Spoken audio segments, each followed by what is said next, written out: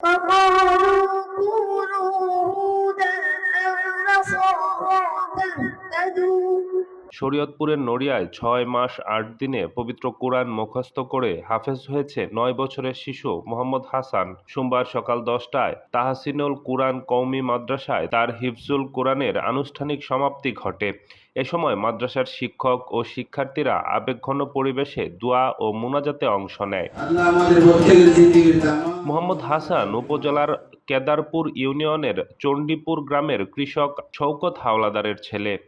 প্রথম ৬ মাস নাচেরা পড়েছি, তারপরে হেফজুল হয়েছি। তারপরে আমি ২টা ওস্তাদের কাছে পড়ে আমি আজকে হেফজুল শেষ করতে পেরেছি। তাই জন্য আমি আল্লাহর কাছে লাখ কোটি শুকরিয়া। আমার এই ছেলে আল্লাহ পাক দিয়েছে মতন ছোটবেলা থেকেই আমার এই ছেলেটা শান্ত নিরহ একবারে। এরপরে নিয়ত করলাম যে আমার বাবাটারে আমি মাদ্রাসায় পড়াইবো, কোরআনে হাফেজ বানাইবো। ইনশাল্লাহ আমার বাবাটারে ভর্তি করাইছি মতনই এই ছোট থেকেই পড়ার মধ্যে মেধাবী ১ নম্বর। নাজারা একবার হুজুররা অনেক ইয়া করছে, প্রশংসা করছে, আলহামদুলিল্লাহ। আন্তর্জাতিক লেভেলে হাফেজ হয়,